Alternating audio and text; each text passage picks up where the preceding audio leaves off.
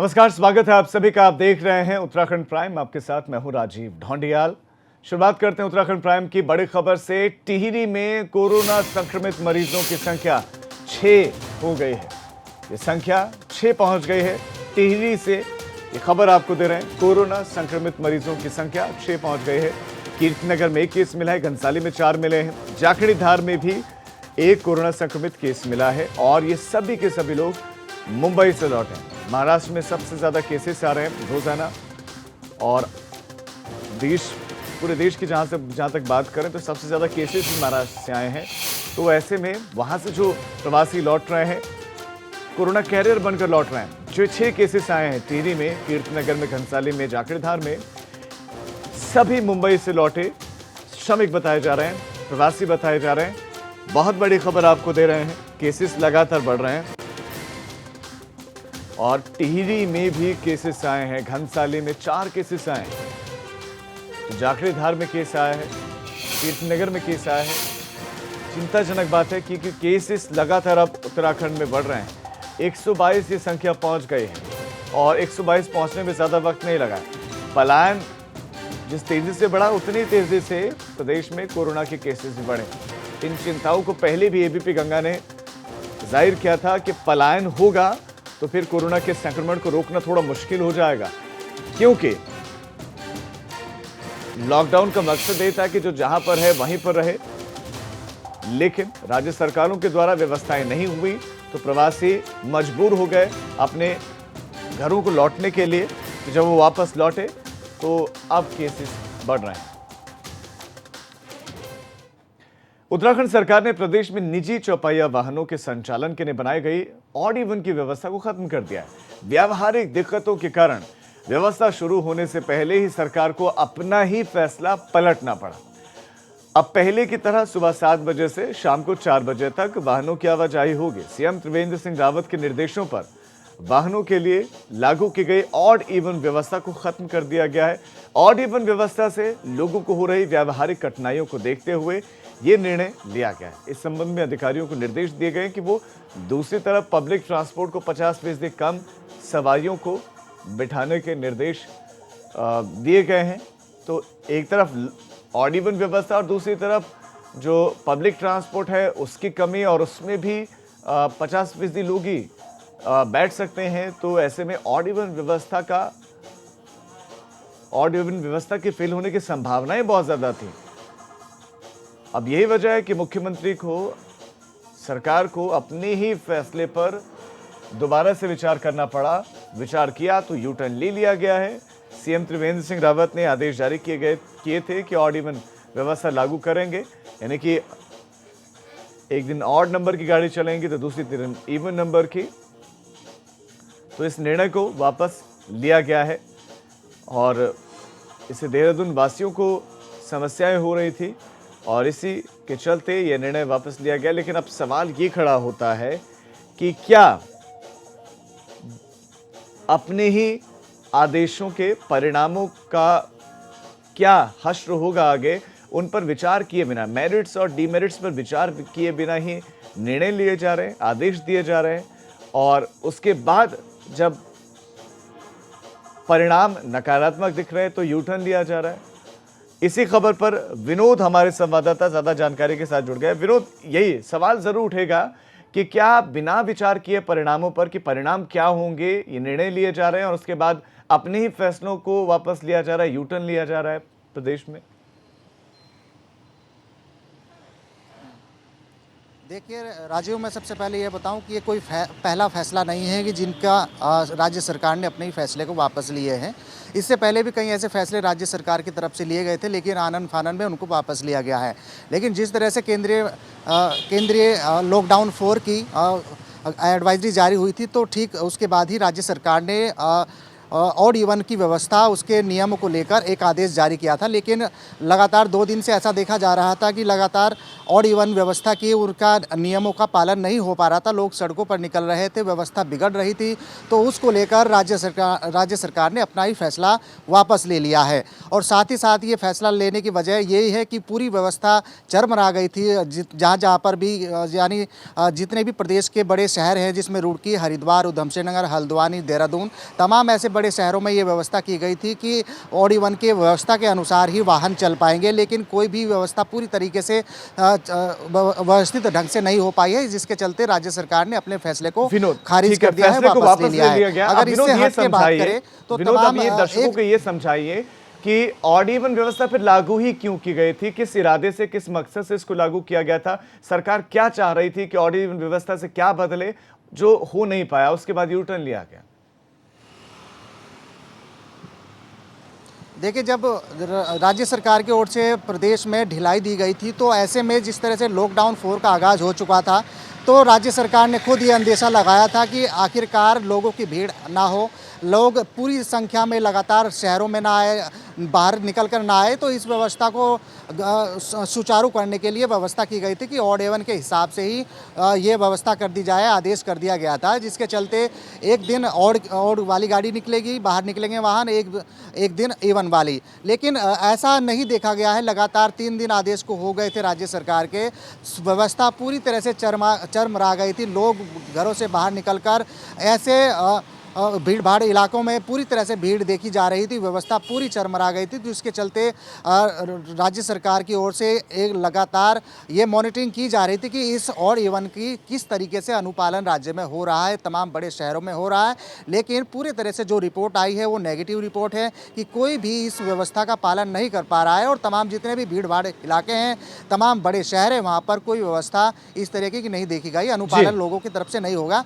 आनन फानन में अब राज्य सरकार को अपना फैसला वापस लेना पड़ा, जिसके चलते इस ऑड इवन व्यवस्था को प्रदेश में खारिज कर दिया गया है। और राजीव, मैं इससे अगर हट के आपको बताऊं कि जिस तरह से सार्वजनिक वाहनों की आवाजाही पर बैन था, तो वो एक समस्या जरूर बन रही थी राज्य के अंदर, तो लेकिन अब उसमें भी राज्य सरकार ने राहत दे दी है। सार्वजनिक वाहन अब चल सकेंगे, लेकिन बाध्यता जरूर रखी है कि जिसमें टैक्सी है, मैक्सी है, कैब है और सिटी बस है, विक्रम है, तमाम व्यवस्था चलाने के लिए तो राज्य सरकार ने राहत दी है, लेकिन एक बाध्यता भी यहाँ पर रखी है, कैपेसिटी 50% रखी गई है। मैं एक उदाहरण के तौर पर आपको बताऊं कि अगर किसी सिटी बस में 50 सीटें हैं तो वो 25 सवारियों को ही बैठा सकता है। अगर ऑटो विक्रम में 8 लोग बैठ सकते हैं, वो सिर्फ 4 लोगों को बैठाएगा। और साथ ही साथ एक जनपद से दूसरे जनपद में जाने के लिए विशेष परिस्थितियों में ही जाना होगा, और साथ ही साथ अंतर राज्य में जाने के लिए जो नोडल अफसर उत्तराखंड शासन की ओर से तैनात किए गए हैं, उनकी ही अनुमति या जिला अधिकारी की अनुमति ही आवश्यक है। ये बहुत जरूर माना जा रहा है महत्वपूर्ण जानकारी विनोद आपने दर्शकों को दी है। मैं इसको दोहराते हुए आप हमारे साथ बने रहे विनोद, मैं अगली खबर पर आपके पास आऊंगा। तो एक जिले से दूसरे जिले में जाना होगा तो उसके लिए विशेष परमिशन चाहिए होगी, या तो जिलाधिकारी से या तो नोडल अधिकारी के बनाए गए हैं वो। दूसरा, सरकार ने अपना फैसला वापस इसलिए लिया है क्योंकि लोगों को परेशानियां हो रही थी। दूसरा, पब्लिक ट्रांसपोर्ट कम था, और पब्लिक ट्रांसपोर्ट पहले से कम है, और उसमें भी सिर्फ 50% लोग ही ट्रैवल कर सकते थे। तो ऐसे में लोगों को मुश्किलें हो रही थी कि ऑड इवन का ये फॉर्मूला, और इसकी वजह से समस्याएं बढ़ी। तो सरकार ने परिणाम देखें कि वो अच्छे नहीं है, तो इसको यू टर्न लेते हुए फैसले को वापस ले लिया गया। ऑड इवन जैसी व्यवस्था अब नहीं है। बड़ी खबर आपको दे दें, कोरोना का अपडेट आपको दे दें। उत्तराखंड में कोरोना के केसेस लगातार बढ़ रहे हैं। उत्तराखंड में कोरोना मरीजों की संख्या बढ़ गई, और देहरादून, टिहरी, अल्मोड़ा में कोरोना के 5 पॉजिटिव केस मिले हैं। प्रदेश में कोरोना मरीजों की संख्या बढ़कर 131 हो गई। हमने कुछ देर पहले आपको आंकड़ा दिया था 122, अब यह आंकड़ा पहुंच गया है 131। हमारे साथ हमारे संवाददाता विनोद कुमार आपको विस्तार से जानकारी देंगे कि किस जिले से कितने केसेस आए हैं, 131 का ये आंकड़ा कैसे पहुंचा है। विनोद, आप दर्शकों को बताएं कि आज जो पॉजिटिव केसेस आए हैं ये उत्तराखंड के किन किन जिलों से आए हैं, किस जिले से कितने केसेस आए हैं, और क्या ये सभी प्रवासी हैं या उत्तराखंड के लोगों तक कोरोना पहुंच गया?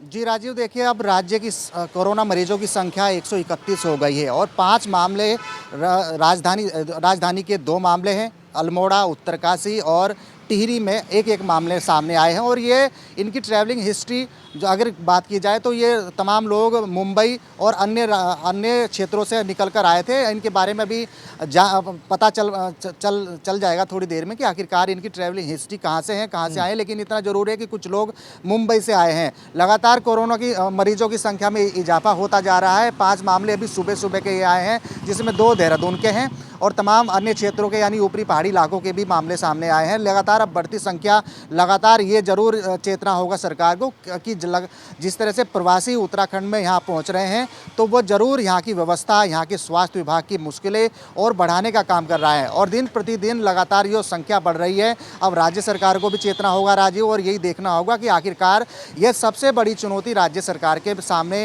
इन जो बढ़ती संख्या है वो है, और किस तरीके से नियंत्रण पर हो, ये राज्य सरकार के लिए चुनौती है, स्वास्थ्य विभाग के लिए चुनौती है, क्योंकि लगातार उत्तराखंड में प्रवासी उत्तराखंडियों की आवाजाही शुरू हो गई है, आना जाना शुरू हो गया है। तो ऐसे में इन बढ़ती संख्या को कैसे रोके, वो चुनौती जरूर होगी सरकार के सामने। बिल्कुल विनोद, आप हमारे साथ बने रहें तो वाकई चिंता का सबब है। दूसरी तरफ ग्राम प्रधान नाराज हैं, वो अपनी कई समस्याओं को लेकर नाराजगी जाहिर कर रहे हैं। ये भी शिकायतें आ रही हैं कि जो क्वारंटीन सेंटर में हैं वो क्वारंटीन सेंटर में नहीं रह रहे हैं, बाहर घूम रहे हैं।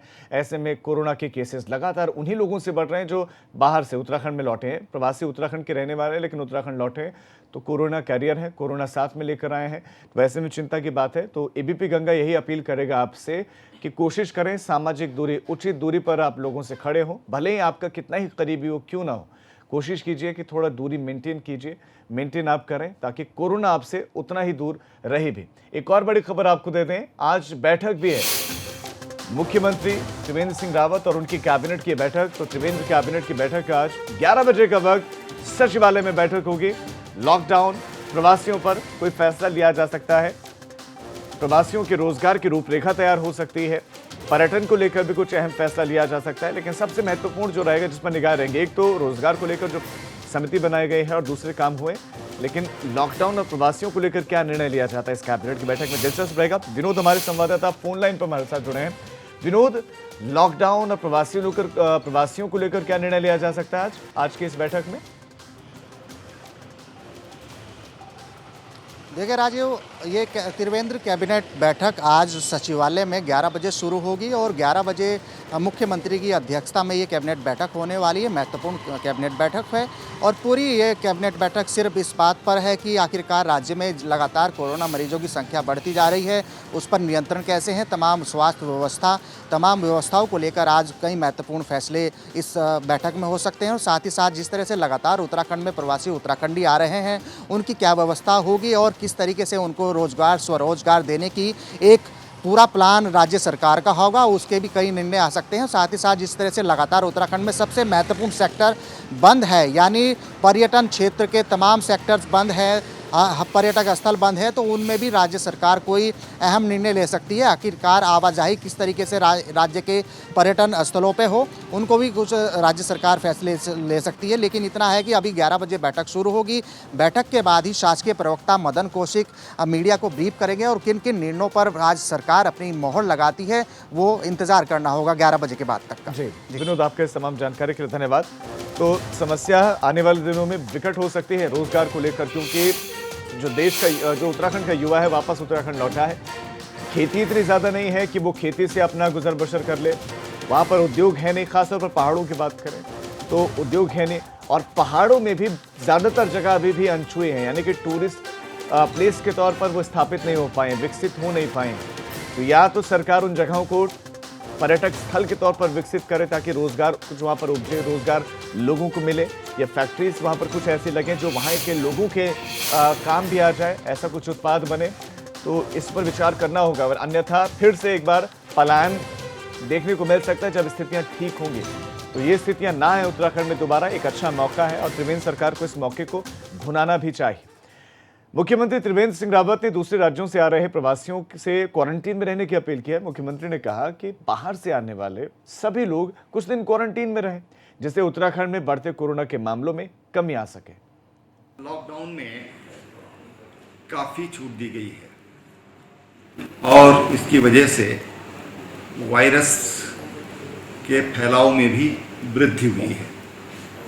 मैं प्रदेशवासियों से कहना चाहता हूँ, और विशेषकर जो लोग आज वापस अपने घर आ रहे हैं, कृपया आप अपने घरों में एकांत में रहें। क्वारंटीन के जो नियम हैं उनका पालन करें, ताकि आप स्वयं भी सुरक्षित रह सकें और आपका गांव, आपका शहर भी सुरक्षित रह सके। अब बड़ी खबर मिल रही है रुड़की से, जहां पर गंग नहर में एक युवक ने छलांग लगा दी। गंग नहर में छलांग लगाकर सुसाइड किया है और सुसाइड नोट भी मौके से बरामद हुआ है। खबर बड़ी इस वक्त आपको दे रहे हैं सिविल लाइंस इलाके के सुलानी पुल की यह घटना है, जहां से गंग नहर में एक युवक ने छलांग लगाई है। युवक की बाइक और उसका एक सुसाइड नोट भी उसके पास से बरामद हुआ है। विनीत हमारे संवाददाता इस खबर पर और ज्यादा जानकारी आपको देंगे। विनीत, जो सुसाइड नोट बरामद हुआ है उसमें क्या लिखा गया है? जी बिल्कुल, देखिए राजीव, जिस तरह से गंग नहर को सिविल लाइन कोतवाली क्षेत्र के सोलानी पुल की यह घटना है, जहां पर एक युवक ने गंग नहर में जो है छलांग लगा दी है और उसको बचाने का प्रयास भी किया गया, लेकिन जो युवक है वो नहीं बच पाया है और मौके से जो है एक जो है सुसाइड नोट और एक बाइक भी बरामद हुई है, जिसमें सुसाइड नोट में बताया जा रहा है कि उसको टॉर्चर किया जा रहा था परिवार के। तो जो साफ तौर पर देखा जा रहा है कि गृह क्लेश के कारण जो है युवक ने जो है गंग नहर में छलांग लगाई है। हालांकि पुलिस ने परिजनों को सूचना दे दी है और उसके बाद जो है अग्रिम कार्रवाई की जा रही है और जल्दी पता लगा कि क्या वजह थी, किस कारण युवक गंग नहर में कूदा है। जी विनीत, आपका इस तमाम जानकारी के लिए धन्यवाद।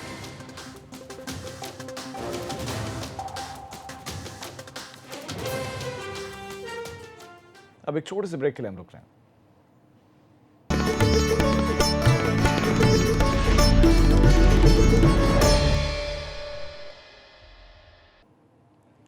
ब्रेक के बाद अब बड़ी खबर आपको देंगे पिथौरागढ़ से, जहां पर धारचूला पुल को खोल दिया गया है। खबर पिथौरागढ़ से, धारचूला पुल को खोल दिया गया। लॉकडाउन में फंसे नागरिकों की आवाजाही इस पुल से शुरू हो गई है और नेपाल से भारत लौटे यात्रियों का स्वागत किया गया है। भारत आने के लिए अफरा तफरी भी वहां पर मच गई। खबर पिथौरागढ़ से आपको दे रहे हैं। नेपाल से सटा हुआ ये जिला और ये जो पुल है, इसी पुल के जरिए आवाजाही होती है। पुल को खोल दिया गया और जो नेपाल में फंसे हुए भारतीय थे वो भारत में लौटने के लिए उतावले थे। वहां पर अफरा तफरी भी मची। स्वागत किया गया सभी यात्रियों का जो नेपाल में फंसे हुए थे और डीआईजी के निर्देश पर आवाजाही फिर रोक दी गई, क्योंकि अफरा तफरी वहां पर मच गई। डीआईजी के निर्देश पर फिर आवाजाही रोकी भी गई है। इस वक्त ये बड़ी खबर आपको दे रहे हैं। तो आवाजाही खोली गई, उसके बाद आवाजाही को रोक दिया गया। आवाजाही खुलने पर बहुत ज्यादा लोगों ने हड़बड़ी मचाई। वो जल्द से जल्द भारत की सीमा में आना चाहते थे। पुल को खोला गया था, लेकिन इस बीच में जब ज्यादा हड़बड़ी मची दिखी, सोशल डिस्टेंसिंग और दूसरे नियमों का उल्लंघन होता दिखाई दिया, स्थिति आउट ऑफ कंट्रोल जाती हुई दिखी, तो उसके बाद ये निर्णय लिया गया। डीआईजी ने निर्णय ले लिया कि पुल फिलहाल बंद कर दें। आवाजाही फिर रोकी गई।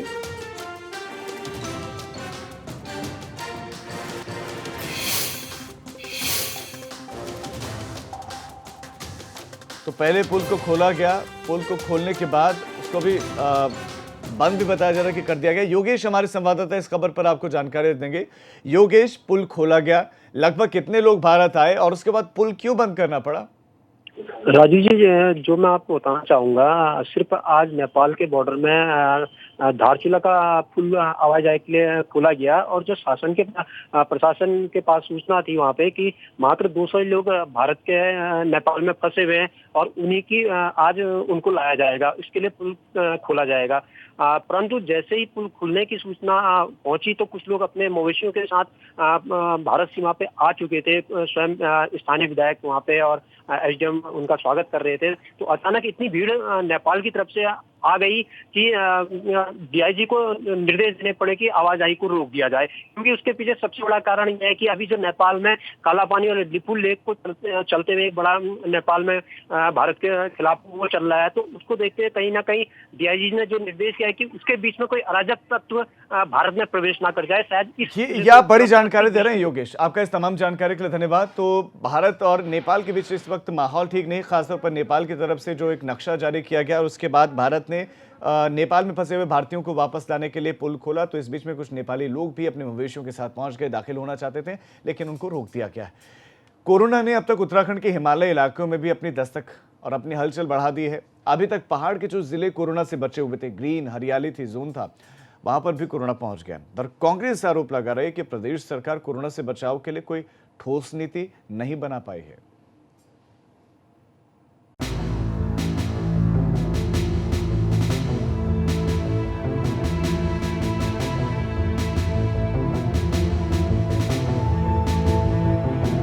दूसरे राज्यों में रहने वाले उत्तराखंड के प्रवासी लोग अपने घर लौटकर भले ही राहत महसूस कर रहे हों, लेकिन आने वाले समय में प्रशासन की नींद उड़ने वाली।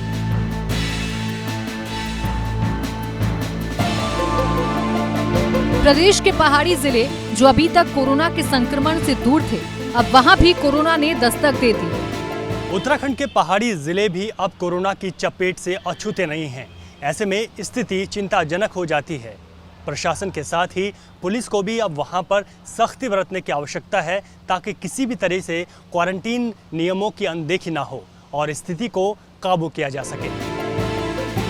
पिछले कुछ दिनों से उत्तराखंड में प्रवासी लोगों के लौटने का सिलसिला जारी है। इनमें ऐसे कितने ही लोग हैं जो ऐसे इलाकों से लौटे हैं जहां पर कोरोना का संक्रमण बुरी तरह से फैला हुआ है। जैसे जैसे सैंपल्स की जांच की जा रही है, कोरोना पॉजिटिव मरीजों की संख्या बढ़ रही है। हफ्ते भर के भीतर तो कोरोना के मामले और तेजी से बढ़े हैं। लेकिन अब इस मामले को कांग्रेस ने हवा देनी शुरू कर दी है। कांग्रेस का आरोप है कि प्रदेश सरकार पहाड़ में कोरोना के बचाव को लेकर गंभीर नहीं है। सरकार ने ग्राम पंचायतों पर ये भार डाला है कि बाहर से जो लोग आएंगे उनको आप क्वारंटीन करने की व्यवस्था करेंगे। क्या कोई आपको पैसा मिला? उन्होंने कहा कि 1 रुपया भी सरकार ने हमको कोरोना की इस लड़ाई से लड़ने के लिए नहीं दिया। दरअसल ग्रामीण क्षेत्रों में प्रवासी लोगों को होम क्वारंटीन का जिम्मा ग्राम प्रधानों को दिया गया है, लेकिन कांग्रेस प्रदेश सरकार से सवाल पूछ रही है कि ग्राम प्रधानों को इसके लिए बजट क्यों नहीं दिया गया।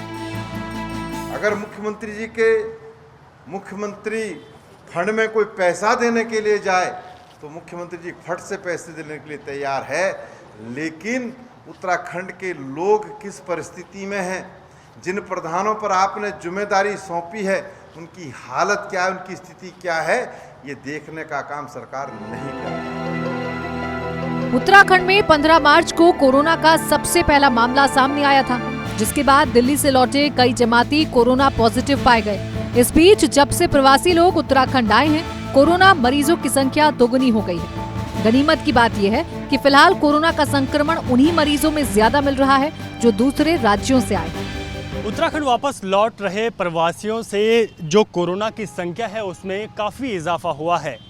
ऐसे में जितने भी प्रवासी उत्तराखंडी वापस लौट रहे हैं वो ख़ास तौर पर पहाड़ी ज़िलों से हैं, और यही वजह है कि उत्तराखंड के हिमालयी ज़िलों में कोरोना ने दस्तक दे दी है। अभी प्रशासन और स्वास्थ्य विभाग को गंभीरता से इस पर काम करने की आवश्यकता है, क्योंकि पहाड़ों में उस तरीके की स्वास्थ्य सुविधाएं आज भी नहीं हैं। अपने सहयोगी क्रिस्टोफर लॉरेंस के साथ रवि कैंतुरा, एबीपी गंगा, देहरादून।